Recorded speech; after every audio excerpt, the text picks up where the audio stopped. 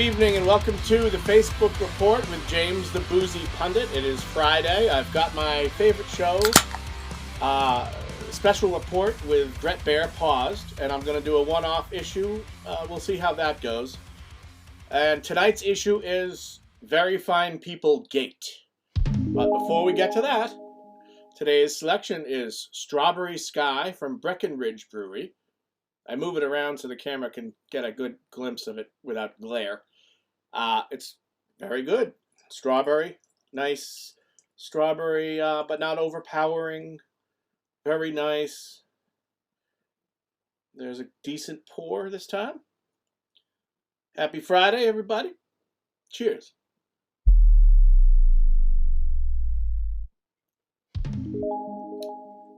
Yeah. Okay, so I've got a ton to say about this. Now, this issue relates to Trump's comments around the time of Charlottesville that have been seized upon by his opponents as evidence that he is condoning racism. Or basically it boils down to, they say, well, he said white supremacists were very fine people, you know. And then, lo and behold, when you check the transcript, that's not quite accurate. Now, I've had sort of a trajectory on this issue, and lately have come to new conclusions. At first I thought, how ridiculous. That's clearly not what he meant. But then, somehow I got swayed by the liberal arguments. Well, he actually was referring to racists. And I was like, yeah, I read like an article on factcheck.org. Factcheck.org didn't bother to do an actual fact check. The closest they could bring themselves was to just put the whole speech. Kind of, here you go. We're not gonna say it's wrong, but here's the speech. And kind of, if you read the entire speech in context, that's not what he said. Now, obviously, Trump has a very rambling style, and he's kind of, all over the map. But this case is actually clearer than I thought in the second phase of my, let's say, journey through this issue. So I figured, well, maybe they're right, and kind of, it's a dumb thing to say, and,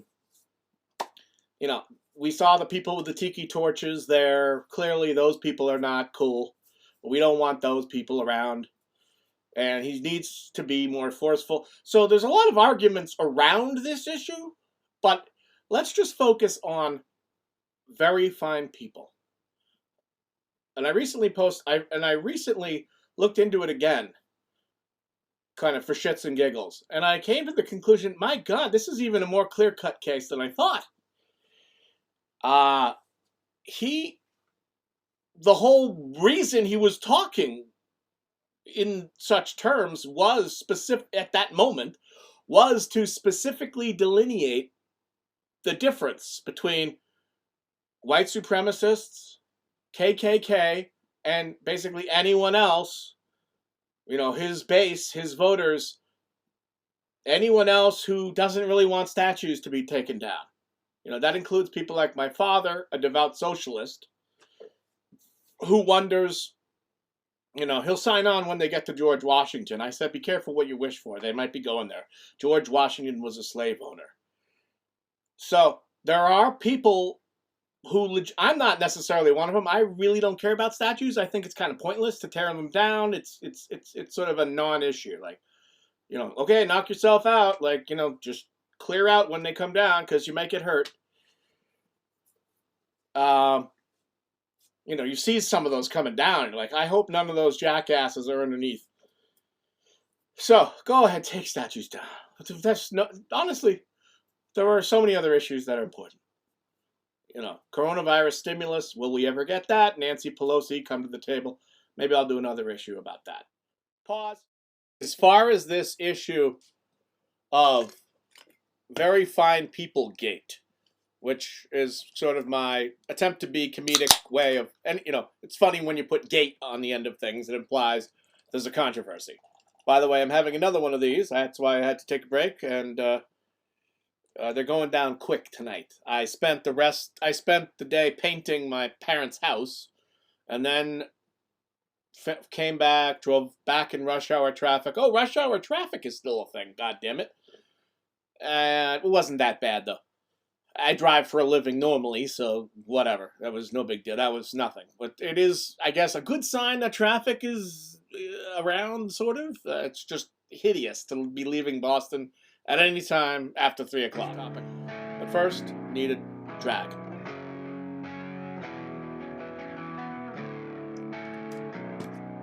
So, very fine people. Late today, by now, I am on the side of this case could not be more clear. If you examine what he was talking about, if you kind of are able to sort of like suspend disbelief or have an imagination to think about how Trump talks about issues, I guess it's some sort of a version of a being charitable, kind of. It's pretty. If you know anything about Trump, he was pretty much doing everything he could to qualify in that moment. There were very fine people on both sides because he needs to throw a bone to those people, right? You can understand the impulse. He doesn't want to condemn every last person who wants statues down. Those are a lot of his voters. And they might be racists. A lot of those people are racist. That's where it gets a little confusing. Because people just judge, well, anyone, I think liberals and other people who are for statues going down kind of just blanket assume anyone who doesn't want statues to go down is necessarily a racist. So to them, it's a distinction without a difference, I guess, right? But examining the actual words said, the whole point at that moment in the speech was he was trying to separate out. You had some very fine people on both sides, and I'm not talking about white supremacists and KKK. He said a few sentences later.